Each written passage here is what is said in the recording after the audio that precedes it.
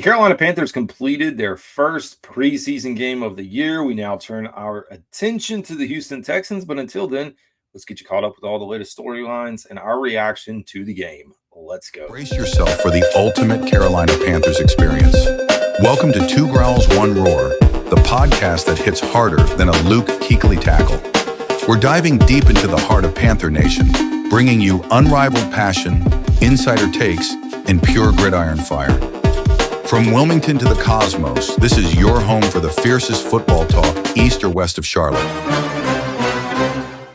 Welcome in, folks, to another edition of the Two Growls, One Roar podcast. This is your host, Carolina Dad. Appreciate you guys tuning in, as always.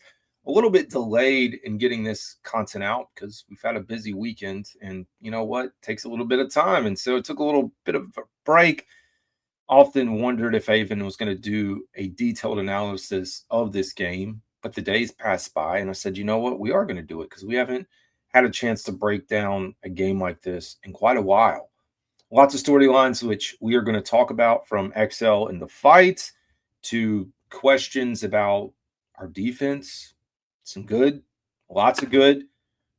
Have my hat falling over there to the side for those that are watching here. Was not expecting that.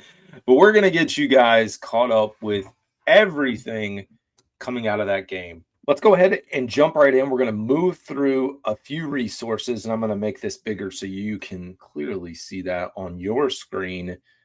Let's take a look at the starting lineups for the Carolina Panthers. And again, maybe if you're a Cleveland Browns fan, you can take time to look at it on the left here for those that are watching on YouTube and Spotify. But for the Carolina Panthers, when you look at the offensive side of the ball, pretty close to what we would expect to be a starting lineup week one, minus a few changes, which we're going to discuss. So Xavier Legette was your starter. Mitchell Evans, Ike Ekwonu, Carter, who was in for Damian Lewis. So he was one of the backups. Technically, if you think about Mitchell Evans being a backup as well, if Tommy Tremble is healthy, you know, he's in the rotation. So maybe there's two there. But then Austin Corbett, Robert Hunt, Taylor Moton, JT Sanders, Tetairoa McMillan, Bryce Young, and Chuba Hubbard. So you look at the Carolina Panthers offense and you think, okay, yeah, that's pretty much what we're going to have in week one. Again, some concerns about Damian Lewis and his injury and the status of where he's going to sit. But at least for right now, that's it. Because, I mean, there's a good chance that Tommy Tremble may not be back. So that's what you could be looking at. On the defensive side of the ball, pretty close as well. So you have DJ Wonnum, A'Shawn Robinson, Turk Wharton, Patrick Jones, Christian Roseboom, Trevin Wallace, Shaw Smith-Wade, Mike Jackson, Corey Thornton, Nick Scott, and Trayvon Merrick. So what's notable here is that their starting defense was the nickel package, is what they have listed there, which makes sense. We did get to see a lot out of Thornton. I think when we get to the end, we're going to do a little bit of stock up, stock down. We've got mailbag questions. There's a lot to discuss. In general, when you look at the Carolina Panthers, I know the first opening drive was not what you wanted. 3 and out. Nobody wants a 3 and out, like, at all. Like, let's be honest. But then once Bryce Young got back in there, second drive, that was more of the expectation for what we want to see out of the Carolina Panthers this season. On the defensive side of the ball, again, hard to fully assess everything. We know it's not 100%. There's no Bobby Brown out there. There's no Derek Brown, no J.C. Horn. Those names are notable, but what we could see is a little bit of dose of what the linebacking core is going to look like at the inside linebacker position. And to be honest, not that pleased with what we saw out of Christian Roseboom and Trevin Wallace. Trevin Wallace, maybe not as much, but Christian Roseboom, there's some concerns. There's getting driven off the ball pretty far back. And again, I get it once we're in full swing and we do have those bigger bodies on the defensive front, maybe you feel a little bit more comfortable about your linebacking core. You make up for some of the deficits and deficiencies with strong defensive front play, but at least for what we saw, I saw him getting pushed off the ball quite a bit. I saw him in coverage, which he was not great. There was one play, Shedeur Sanders just missed him. He was coming up to cover a back. He comes up overly pursues him very aggressively, falls, and the back is wide open because they're in man coverage, but Shedeur misses him. It would have been at least 15-yard gain, if not more, on that play. So still a lot of work to be done there. And then, talking through the safety position, I know a lot of folks are looking for Ransom or looking for Richardson, but Nic Scott gets the nod for the start. And then there was affirmation yesterday. I have not seen it. I guess there was a media – they do these things. I guess there was a media event yesterday. It has not been published on Panthers.com, but I guess they're kind of following protocol of what it would be like during the season, the day after the Monday, having a press conference with Dave Canales.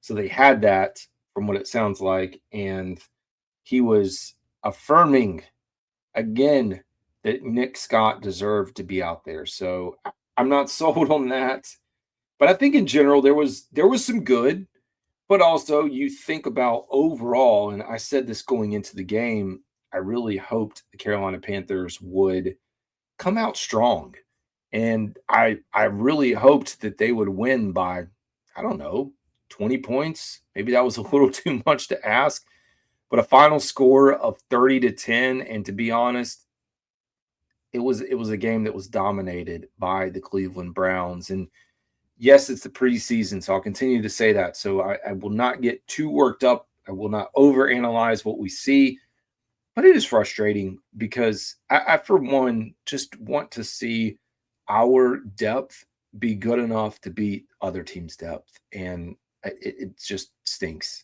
And we can't figure this thing out. Yeah, it would just be nice, man, to roll out there one day and, our backups can win. And I get it. The results of the preseason don't necessarily mean anything, but I do like it for us as a young organization trying to build culture here in the Carolinas. So we'll take it for what it is. But yeah, outside of that Jalen Coker touchdown, that was a really great job by Bryce Young when you go back and look on the anticipation play with Tetairoa McMillan. He, when they were on, to goal line to go, he comes out of his break. The ball is placed perfectly by Bryce Young. Tetairoa wasn't ready for it, and he misses it. I mean, that was a really nice play by Bryce Young when we're breaking some of those things down. From there, I mean, pretty easy to score when there's a muffed punt and you get the ball inside around the 10-yard line, work your way in from there. And then from there, though, the wheels kind of fell off. Like, it was close. And to be honest, when we threw out Andy Dalton, I thought we would get a much better look at some of the guys. He played terrible. Like, Andy Dalton as the backup, and not that I am here to be impressed by Andy Dalton. Like, I know what he can do and how he fills in, and he's up in age, but yeah, that was not a great performance by him. It seemed like he didn't really care to be out there, and I'm not saying he didn't care. I should take it back. His performance didn't show me like, hey, man, I'm trying to reinforce, help these other young guys get a really good look and a chance to make the roster. Like, I just don't think we saw a lot of that, and felt like he was kind of lazy a little bit.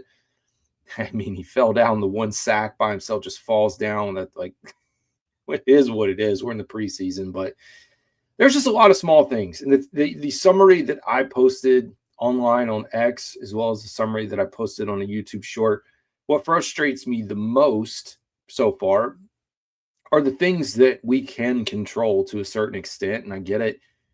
Maybe we're not going to outscore every team in the preseason, and we're not getting a true look. But there are things that are within our control, and it's penalties.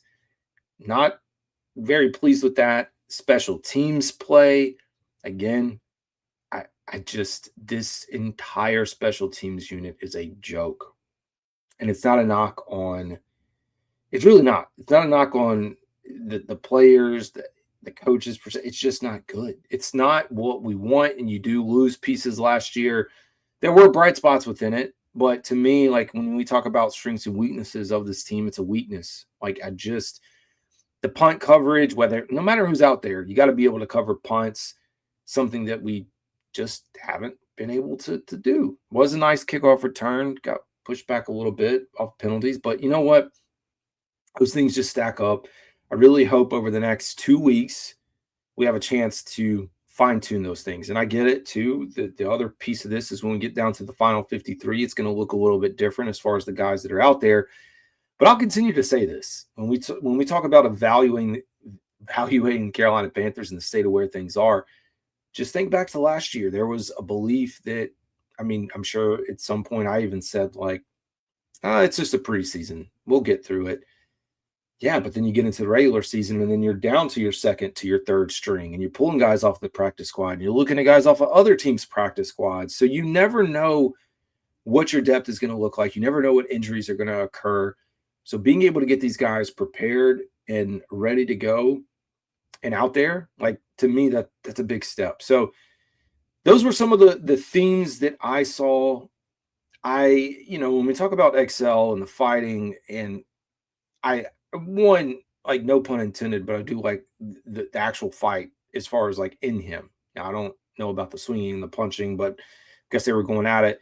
You do have to be smarter.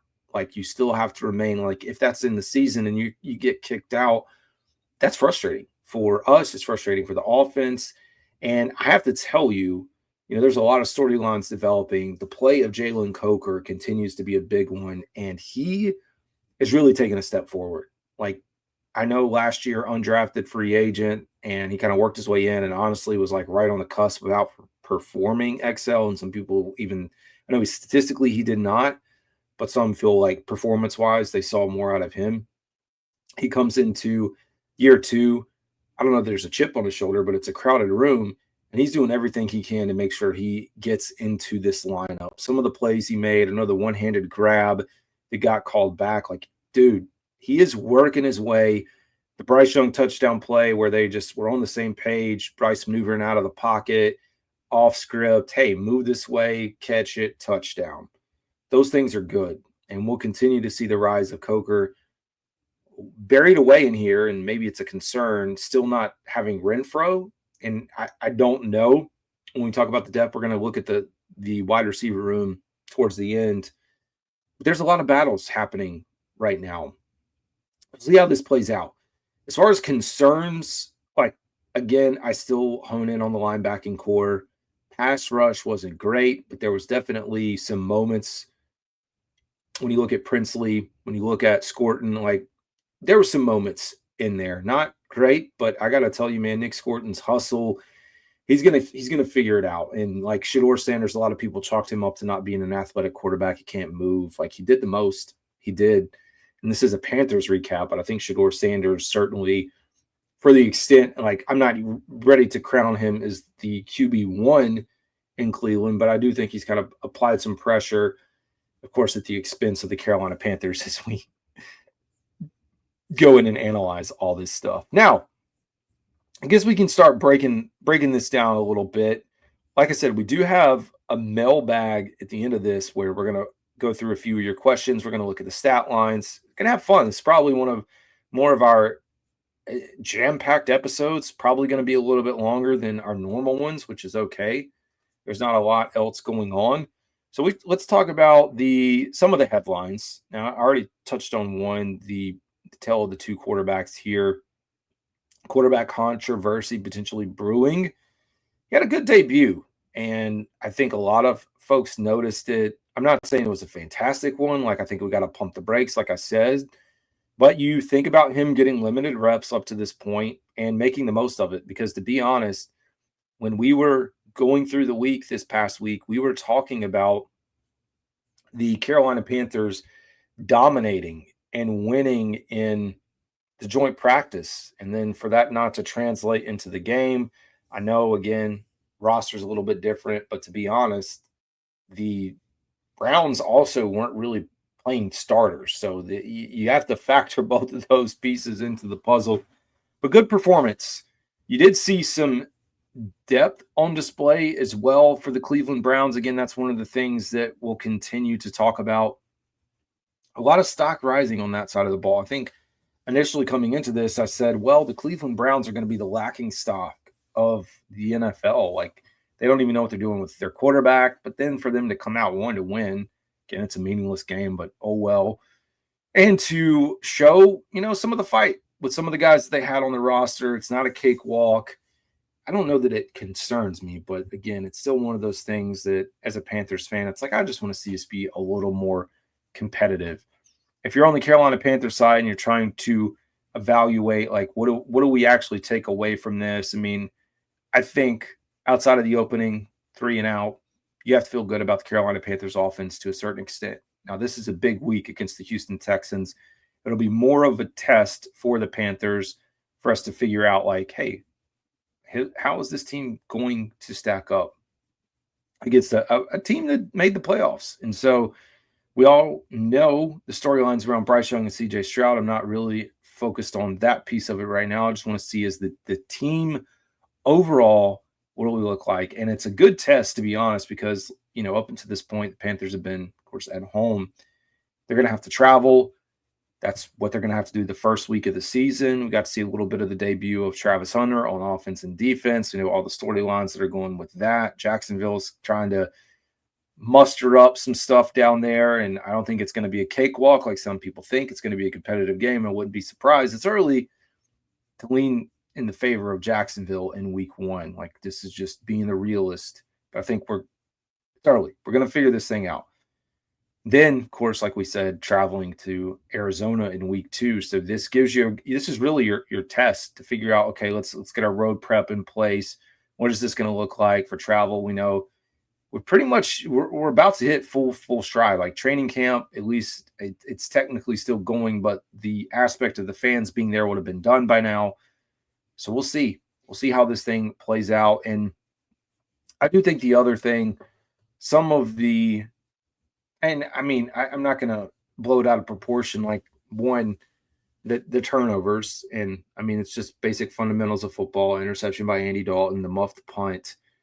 But those are some of the things you really have to focus in on, like hone in on some of the things that you can control, well-coached teams can manage. And you think about special teams and Nick Scott bumping into ETN, like, got to have those things, man. You've got to be able to figure out those small things as we work our way through this. All right, let's look at the team stat line here.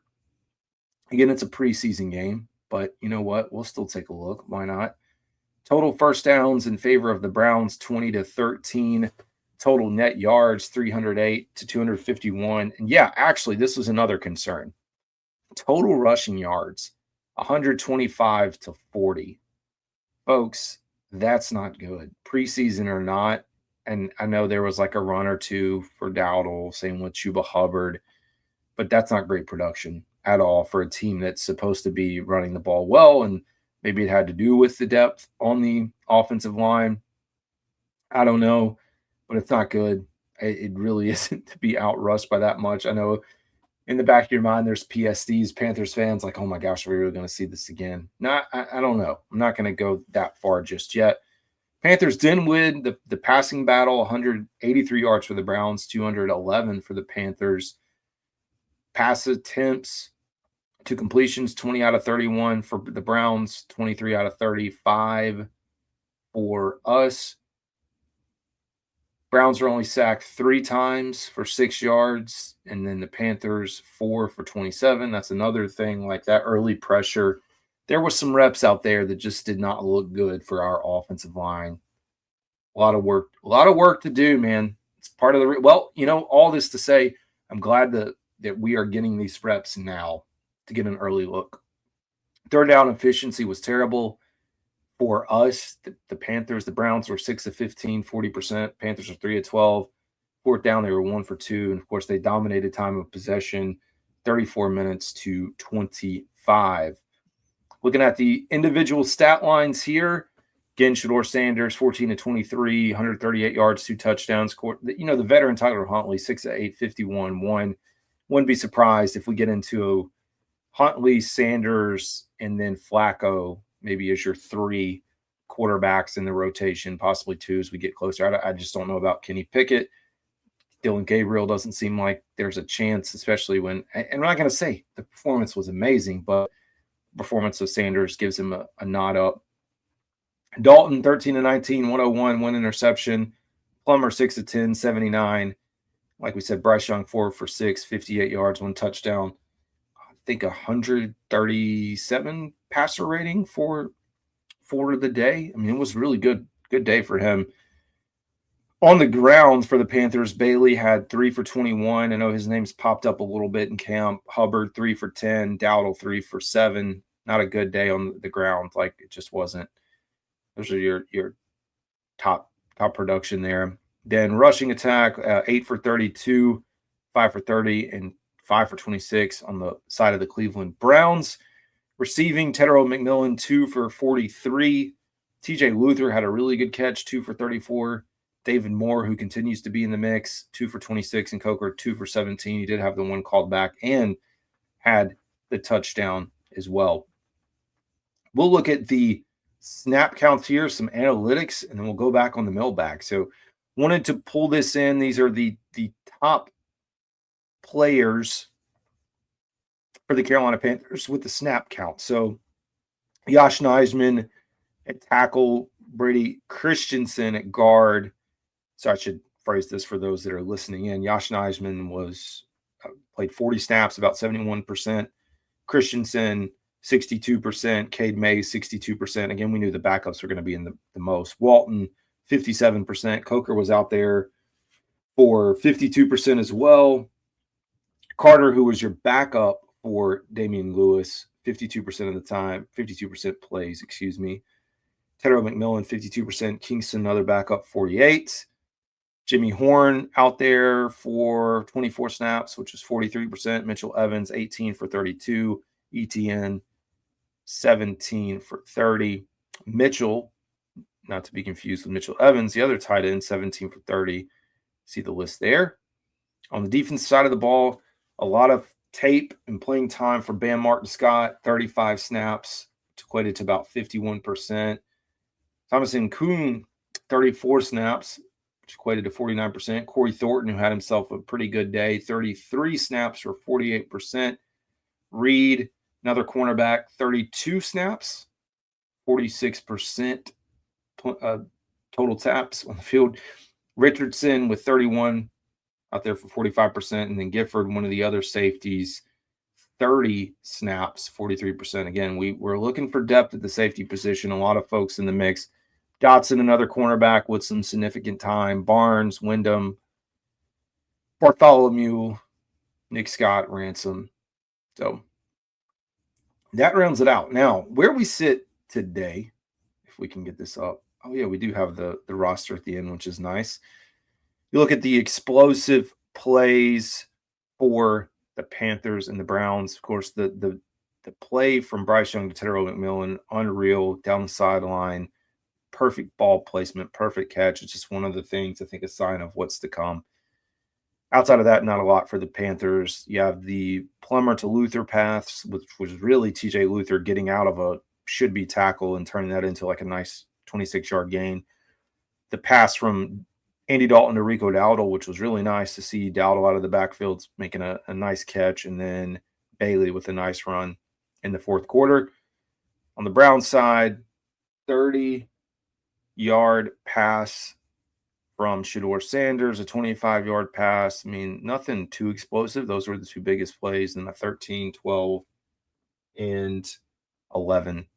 Average starting field position for the Browns. They're on 34-yard line. That's something we like to talk about. Starting field position for the Panthers, their 24-yard line. 10-yard difference overall. So let's go ahead. It's early, but let's talk about the state of the roster for the Carolina Panthers. I don't know if we'll go through all this. We're going to make this a little more interactive as we ramp up, but just stock up, stock down. Getting into the 53-man roster, we'd have to say stock up for Bryce Young right now. Andy Dalton's stock down, but I don't know that's going to affect him. And then Jack Plummer, it is what it is, so maybe no change. And honestly, I don't know what is there to say with this backup battle, so we'll leave it for what it is. Chuba Hubbard, nothing earth-shattering, so I think no change.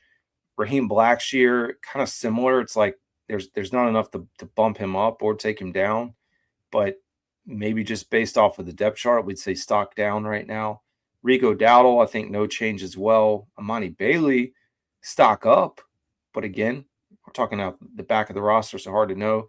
ETN, not going to, fault him for the muff, but maybe no change into stock up. We'll find out. He's in there. It's funny, the tool I used brought in Jonathan Brooks, who's not even there. And then K'Ron Lynch-Adams, just didn't see enough there. Wide receiver is probably one of the more interesting ones. Like Adam Thielen, there's no change. I mean, XL, you got to be on the field to see your production. So stock down to no change, at least for me. Stock up on Tetairoa McMillan. I could probably say the same thing about Hunter Renfrow. No change or stock down. Do we just want to see it? We did see them try to get Jimmy Horn Jr. the ball. So it feels like he's headed in the right direction. Maybe it's no change, but I think it's at least heading in there. Stock up for Jalen Coker. David Moore just continues to be a force, but I'm going to put no change right now. Jacoby George trying to, we're getting into the back of the roster now with Jacoby George, Kobe Hudson. I think no change. TJ Luther with a nice play. I don't know if that's enough to bump him up. And then Jasim Reed and Bryson Tremaine. Tight end room is one that's, we got to figure this thing out. JT Sanders. Oh, this is not working. Oh, for those that are watching along, I'll have to stop because it's not working here. But feel good about JT. Tommy Trimble, we want to get healthy. James Mitchell, saw a lot of him. Like I said, saw a really nice catch and play by Dominique Daphne, another tight end. There, I guess it's just a few of these. JT's not working. All right. I don't know why, but it's okay. Mitchell Evans, not a big change here. I think when we look at the offensive line, not a great day for Icky and Taylor Moton. It was very limited, but not the best by far. I think where I'm most concerned right now for the Carolina Panthers has to be the guard position because there's not a lot of depth with Chandler Zavala and potentially Damian Lewis out. You are looking at Jatir Carter and Jarrett Kingston as your possible backups. Seems like stock up for Austin Corbett, who had a really good day. Nothing for Derek Brown. Ashawn Robinson remains the same. We'll be looking at this battle for the rotation on this side. Shy Tuttle, no change right now. Turk definitely moving up. Bobby Brown, we didn't see him. And then we got to figure out between Crumity and Cam Jackson likely as far as who's going to make that final cut. So a lot to be desired still, in my opinion, with the outside linebacking room for the Carolina Panthers. I want this team to get to the quarterback. And I think we'll see Nic Scourton out there sooner rather than later. I think he just showed a lot based off of what we saw in that first pass. By far the weakest position on the Carolina Panthers, in my opinion, has to be the inside linebackers, with Trevin Wallace and Christian Roseboom leading the way, just trying to figure out how good are we going to be and what depth can we possibly bring in. We talked about cornerbacks with Horn, Mike Jackson, Shaw Smith-Wade as your three, and then, of course, Corey Thornton having a pretty good day. We saw some Michael Reed as well. It's a little bit of Dotson and Bartholomew, just looking at what that is going to look like as we shake things out. Trayvon Merrick, Nick Scott, Lathan Ransom, and Damani Richardson seem to be your four safeties at the moment. Again, I'm just not sold outside of Merrick. And the kicking competition is underway. Ryan Fitzgerald made a late field goal. Matthew Wright made an extra point. So we'll see how this ends up playing out for the Carolina Panthers. We're going to get into the mailbag now, and I'm going to stop sharing that way. We're going to walk through the mailbag questions, and we'll close out this episode. Appreciate you guys tuning in as always. So number one, we have a question. How should we feel about the offense's 13 snaps with the starters? So I do think there was a lot of positive. We talked about that. Bryce Young looking sharp and efficient. You lead a touchdown drive, again, against primarily some backups, so hard to know. But you look at the Tetairoa McMillan catch. You look at what he's going to bring to the offense for the Carolina Panthers, and I do think it's just a big step. There are concerns. Again, I'm not a fan of XL getting ejected. I'm okay with him, having a little bit of edge and a chip on his shoulder, but let's remain disciplined. And also the play of the offensive line and the lack of a rushing attack do worry me a little bit. I'd like to see him get going a little bit quicker, but we'll see as we get into the season. So I'm not going to overreact too much. Feeding into that, we had a question around the injuries at guard. And so, yeah, as of right now, Damian Lewis is considered week to week. Chandler Zavala has been sidelined. I mean, so there's at least two guys right there that are going to be out of the mix. I am, just based off of what we saw, I am a little concerned about the rotation, who will fill in for the left guard position. It does worry me. We're going to let it play out, though. It's kind of similar to the tight end room. Like, hey, let's just see, as far as Tommy Trimble, what we're going to get, hopefully heading into week one. Still some big concerns there, though. We'll see. We'll just let it play out as we get through training camp before we raise the red flag that we're concerned about guards. Good question here. Somebody said, which wide receiver helped themselves the most against the Browns? I think two names that we've talked about quite a bit. I think Tetairoa McMillan, even though he did have the miss on the touchdown, I feel like his stock, he's just proven to be what we thought he would be and more. And of course, I talked through Jalen Coker, and I'm excited about what we are going to see from Coker. And it's going to become a real conversation soon if this keeps up, about Jalen Coker being in the starting rotation with XL and Hunter Renfrow just coming in. So I don't know how this is going to play out. I got to tell you, it feels like we're doing a great job on hitting on undrafted free agents. What I'd love to do is figure out how to hit on some of these draft picks. It's coming to fruition. We're getting there, but I'm just saying the last 2 years, I want to see a little more momentum out of the guys that we're drafting and being able to deliver. And we've got one more question here. Is the defense better than the 30-10 score showed? Yeah, that's a good question. I believe so. I mean, we talked about who was not out there: Derek Brown, Bobby Brown, J.C. Horn. And I do get some of the concern, and even I was a little frustrated watching all this. Oh my gosh, I'm just tired of watching losing football. I think we all are. But there were flashes, and we talked about Nic Scourton, talked about Corey Thornton as well. There are some positive things coming out of this. You'd like to see our depth be a little bit better, but it just wasn't. But I'm not going to overreact just yet right now. And the last question that we got for the mailbag: how big of a deal was the muffed punt? I mean, in the grand scheme of winning a preseason game, it was massive. It changed the game. If you're really worried about the outcome, Panthers were up 7-0, had the momentum, could have had the ball. You give them 7 points. Once you give them that 7 points, it was just a swing that favored the Cleveland Browns the rest of the way, and they took off. 30 unanswered, not the greatest. So, yeah. I mean, it's a preseason game, though. So, I don't know that if it was a regular season game, yeah, it would have been a big moment and pivotal point in this game. Anyways, folks, jam-packed episode. We'll be back with more content, as we always are. Closing out for today's episode, this is Carolina Dad. You'll have a good one.